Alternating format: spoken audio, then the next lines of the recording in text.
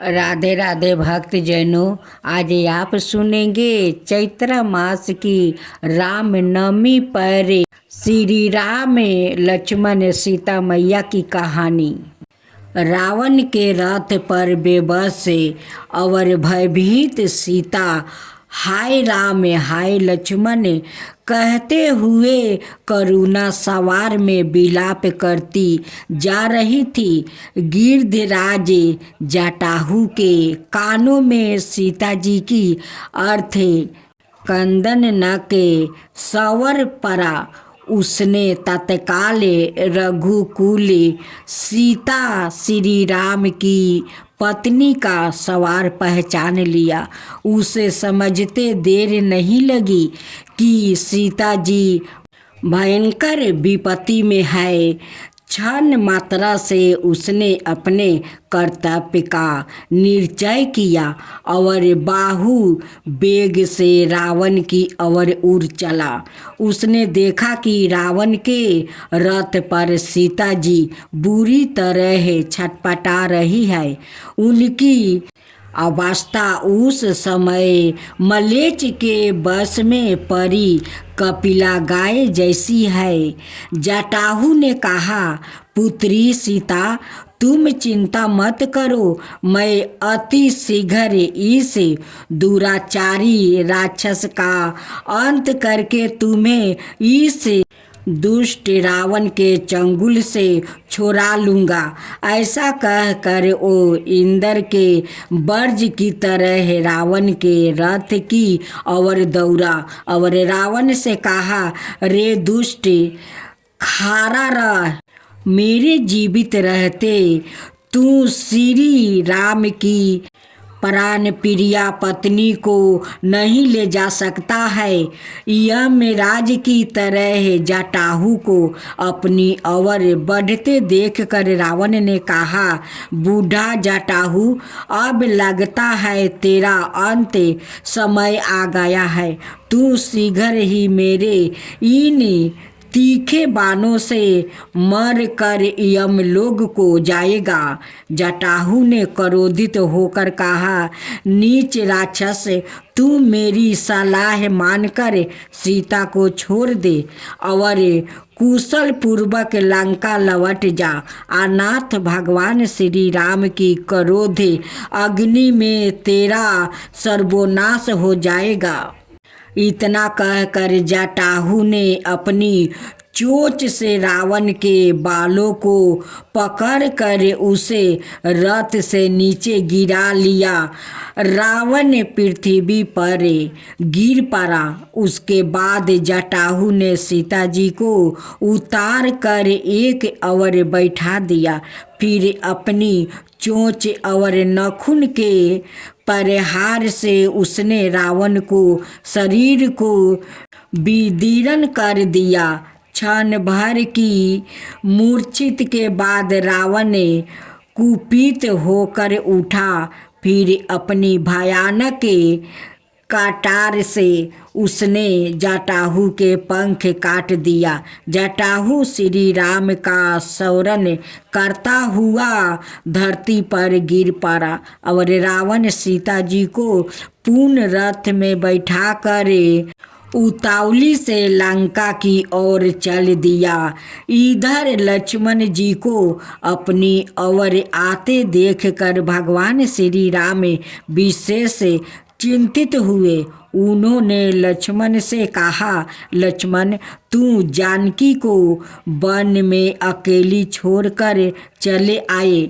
वहाँ नाना प्रकार के मायावी राक्षसों का झुंड घूम फिर करता है। मेरा मन कहता है कि सीता आश्रम में नहीं है। फिर श्री राम लक्ष्मण के साथ लौट कर अपने आश्रम में आया और आश्रम में सीता को ना देख कर वो सामान्य बिरही मनुष्य की भांति शोक करने लगे।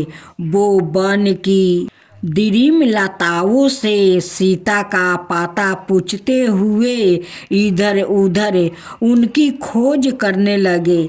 आगे मार्ग में गिरधराज जटाहू मिला। वो भगवान श्री राम के चरणों की रेखाओं स्मरण कर रहा था। रक्त से डूबा हुआ जटाहू माता श्री राम के दर्शन के लिए ही अपने प्राणों को रोक रखा था। भगवान श्री राम ने उसके पास पहुंचकर अपने करकमल से उसके सिर का स्मरण किया। श्री राम के दर्शन मात्रा से उसकी सारी पीड़ा जाती रही। धीरज धारण कर जटाहू ने श्री राम से कहा, हे नाथ, लंकापति रावण ने मेरी यह दासा की है। वही दुष्ट सीता जी का हरण कर उन्हें दक्षिण दिशाए की ओर ले गया है। अब आप मुझे इस शरीर को छोड़कर जाने की आज्ञा दीजिए। भगवान श्री राम ने कहा, हे ताते, आपको मुनियों के लिए भी अत्यंत दुर्लभ मेरे परम धाम की प्राप्ति होगी। इसमें मेरा अपार कोई उपकार नहीं है, अपातु यह आपके द्वारा परिहित में किए गए तन त्याग का परिणाम है। फिर सबके देखते देखते जटाहू चतुर्भुज रूप धारण कर और भगवान की स्तुति करके परम धाम को चले गए। सीता की खोज करते हुए भगवान श्री राम परम भक्तमती सबरी के आश्रम में पहुँचे। भगवान श्री राम को अपने अनुज सहित आश्रम की ओर आते हुए देखकर सबरी हर्ष से उठ खड़ी हुई। उसके नेत्रों से आनंद आंसू झलक पड़े। प्रसन्नता से उसका कंठ बरूद हो गया। वो दौड़ कर भगवान श्री राम के चरणों में गिर पड़ी। उसने उनका अर्ध पग से सत्कार कर बड़े ही प्रेम से उन्हें आसन पर बैठाया।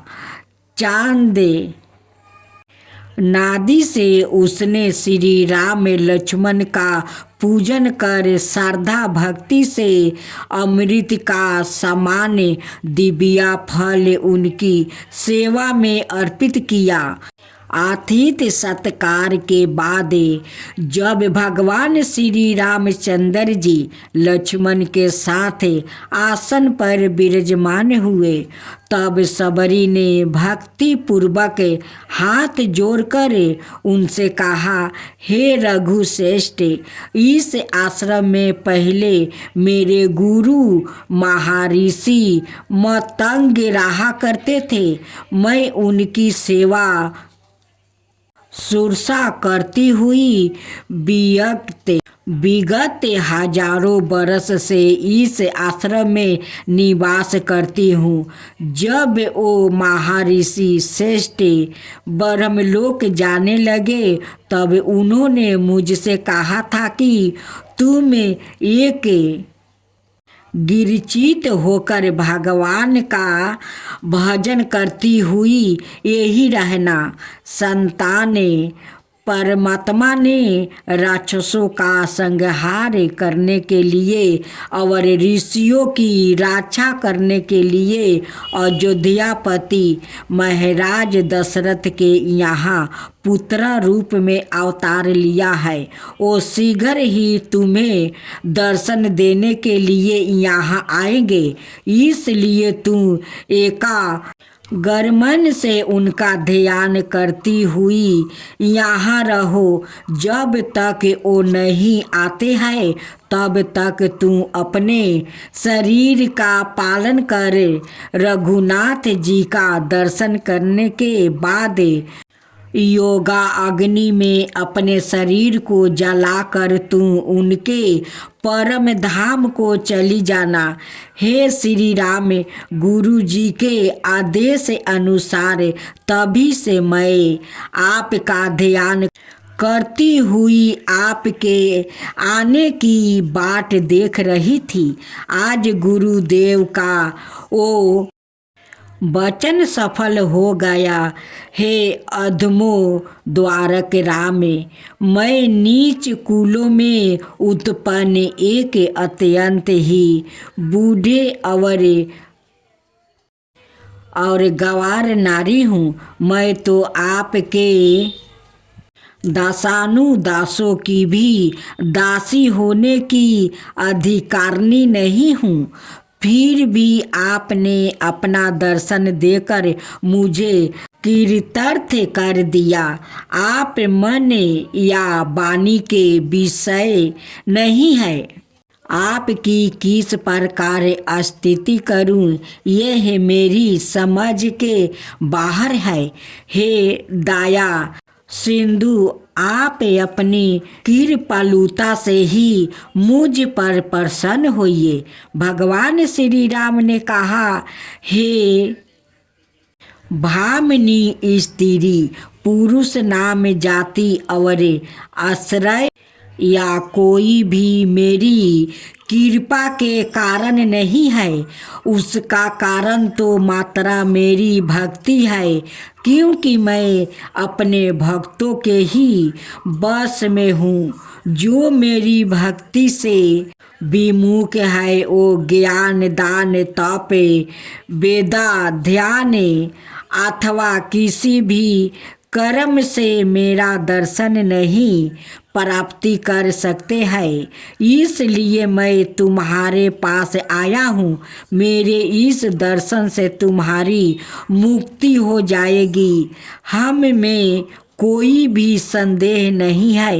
यदि तुम्हें कुछ पता हो तो मेरी प्राण प्रिया सीता के विषय में मुझे बताओ। सबरी ने कहा, हे दयामय, आप सब कुछ जानते हैं, फिर भी यदि आप मुझसे पूछते हैं तो सुने। सीता जी को लंकापति रावण हार कर ले गया है और वो इस समय लंका में है। यहाँ से थोड़ी ही दूरी पर पंपा नाम प्रसिद्ध सरोवर है। वहाँ पर वानर राज सुग्रीव में अपने भाई बलि के भय से भयभीत होकर निवास करते हैं। आप उन्हें अपना मित्र बना ले। वो सीता की खोज में आपके सहायक बनेंगे। हे राम, आप थोड़ी देर ठहरे। मैं आपके सामने ही योग्य अग्नि में अपने शरीर को भस्म करके आपके परम धाम में जाना चाहती हूँ। इस प्रकार सबके देखते ही देखते सबरी श्री राम के परम पद में लीन हो गई। भगवान श्री राम लक्ष्मण के साथ धीरे धीरे पापासर के तट पर आए। ऋषि मुख पर्वत की शिखर लाओ से अवध उस सरोवर को देखकर श्री राम को विशेष विस्मय हुआ। उस सरोवर में अनेकों प्रकार के पंछी कलरव कर रहे थे। उसमें अगाध जल भरा हुआ था और उसका विस्तार 1 कोस का था। नाना प्रकार के फलदार वृक्षों से घेरा हुआ उसका जल अत्यंत स्वच्छ था। वहाँ पर भगवान श्री राम ने अचमन करके उस सरोवर का शीतल और संयमहारी जल पिया। फिर वो उसके किनारे किनारे छाया युक्त मार्ग से चलने लगा। उसी समय सुग्रीव की दृष्टि श्री राम लक्ष्मण पर पड़ी। वो भयभीत होकर हनुमान जी से बोले, मित्रा देखो, दो पुरुष सिंह पापासर के किनारे किनारे हमारी ही ओर आ रहे हैं। तुम ब्रह्मचारी के भेष में वहाँ जाकर उनके विषय में पता करो और उनके आने का अभिप्राय करो। यदि तुम्हें उनका मन दूषित जान पड़े और वो बालिक भेजने से यहाँ आ रहे हो तो मुझे संकेत कर देना। मैं इस स्थान को छोड़कर कहीं और चला जाऊंगा। सुग्रीव के आदेश से श्री हनुमान जी ब्रह्मचारी भेष में श्री राम के पास गया और बड़ी ही नम्रता से प्रणाम करके बोले, हे पुरुष सिंह, आप दोनों कौन है? आपको देखने से ऐसा लगता है कि स्वयं गौरी शरीरधारी आप दोनों क्षत्रिय है। वीरता आपके व्याकृत का आभूषण है। आपने शरीर की दिव्या कांति से अपने समस्त दिशाओं को आलोकित कर रखा है। मेरा मन कहता है कि आप दोनों समस्त जगत के कारणभूत नर नारायण है, जो पृथ्वी का भार उतारने और भक्तों की रक्षक के लिए अपनी माया से मनुष्य रूप धारण कर विचरण कर रहे हैं। हनुमान जी की बातें सुनकर और लक्ष्मण से उनकी पटुता की प्रशंसा करके श्री राम ने कहा, हे प्रिया, मैं अयोध्यापति महाराज दशरथ का पुत्र राम हूँ और यह मेरे छोटे भाई लक्ष्मण है। मैं अपने पिता की आज्ञा मान कर अपनी पत्नी सीता सहित वन में आया था और दंडकारण्य में निवास करता था। वहाँ किसी राक्षस ने मेरी भायरा का हरण कर लिया है। हम उन्हें ही ढूंढ रहे हैं। हे प्रिया देव, अब आप अपना परिचय दीजिए। भगवान श्री राम को पहचान कर हनुमान जी उनके चरणों में गिर पड़े और भाव विभोर होकर बोले, प्रभु, मैंने जो कुछ किया उसमें तो अज्ञान कारण था, लेकिन आपने मुझसे मनुष्य चित व्यवहार क्यों किया? उसके बाद हनुमान जी अपने वास्तविक रूप में आ गए और बताया कि पर्वत पर वानरों के राजा सुग्रीव रहते हैं। आप उनसे मित्रता कर ले, वो बांदरों के साथ आपकी सहायता करेंगे। फिर श्री राम लक्ष्मण को अपनी पीठ पर चढ़ाकर हनुमान जी सुग्रीव के पास ले गया और अग्नि को साक्षी मानकर उन्होंने श्री राम सुग्रीव की मित्रता कर दी। सुग्रीव ने सीता के द्वारा गिराए गए आभूषणों को श्री राम को दिया, जिसे हृदय से लगाकर श्री राम विशेष दुखी हुए। सुग्रीव ने उन्हें सांत्वना दी और सीता जी की खोज के अतिरिक्त युद्ध में भी उनको सहयोग करने का वचन दिया। श्री राम ने भी बलि का वध करके सुग्रीव को भय मुक्त करने का आश्वासन दिया। सुग्रीव ने कहा, हे प्रभु, बलि संपूर्ण योद्धाओं में श्रेष्ठ है। उसे पराजित करना देवताओं के लिए भी अत्यंत कठिन है। ऋषि मतंग के श्राप से वो इस पर्वत पर नहीं आता है। आप उसके द्वारे मारे गए दुश्मन दैत्यों को, स्थितियों को और सामने खड़े 7 ताल वृक्षों को देखे।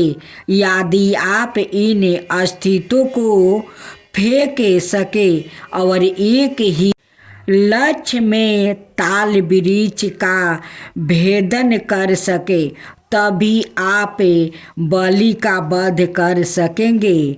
श्री राम ने अपने पैर के अंगूठे की जरा सी ठोकर से उन स्थितियों को 10 योजन दूर फेंक दिया और एक ही लक्ष्य में ताल वृक्ष का भेदन कर दिया। भगवान श्री राम के अतुलित बल को देखकर सुग्रीव के मन में उनके प्रति विश्वास दृढ़ हो गया और प्रीति और बढ़ गई। भगवान श्री राम ने सुग्रीव से कहा, मित्र, तुम अभी जाकर बलि को युद्ध के लिए ललकारो। मैं उसे एक ही बाण से यमलोक भेजकर तुम्हें किसी कंधा के राजपद पर अभिषेक कर दूंगा। फिर भगवान श्री राम की आज्ञा स्वीकार कर सुग्रीव की किसी कंधापुरी के उपवन में गया और घोर गर्जना करके उनसे बलि का युद्ध के लिए ललकारा। भाई का सिंहासन नद सुनते ही बलि के नेत्र क्रोध से लाल हो गया। वो तत्काल अपने घर से निकलकर सुग्रीव के पास आया। उसके आते ही सुग्रीव ने उसके वक्ष स्थल पर प्रहार किया। इस पर बलि ने भी उस पर घूंसों से प्रहार किया। इस प्रकार वो दोनों अति क्रोधित पूर्वक एक दूसरे से लड़ने लगे। बलि का भयानक प्रहारों से सुग्रीव बुरी तरह घायल हो गया और रक्त बहन करता हुआ अपने प्राण बचाकर श्री राम के पास वापस आया। भगवान श्री राम दोनों की एक रूपता के कारण युद्ध करते समय सुग्रीव को पहचान ना सके और इस भय से कि बाण बलि के बदले कहीं सुग्रीव को ना लग जाए, मूक दर्शक की तरह वृक्ष की ओटे में खड़े रहे। सुग्रीव में भय तुर होकर श्री राम के पास आया और शिकायत भरे सवार में बोला, हे प्रभु, क्या आप इसे वार्ता रूपी शत्रु से मुझे मरवाना चाहते हैं? बलि मुझे मारता रहा और आप खड़े होकर केवल मुख दर्शक बने रहे। हे शरणागत वत्सल, आप मुझे बलि वध का विश्वास दिलाकर मेरी उपेक्षा क्यों कर रहे हैं? सुग्रीव के वचन सुनकर श्री राम ने कहा, मित्रा, तुम मुझ पर संदेह मत करो। तुम दोनों को एक रूप देखकर मैंने इस भय से बाण नहीं छोड़ा कि कहीं भरम से मित्रा वध ना हो जाए। अब इस भरम को दूर करने के लिए मैं तुम्हारे शरीर पर कोई चिन्ह लगा दूंगा। मैं राम तुम्हारी शपथ लेकर कहता हूँ कि अब की बार तुम बलि को अवश्य मारा हुआ देखोगे।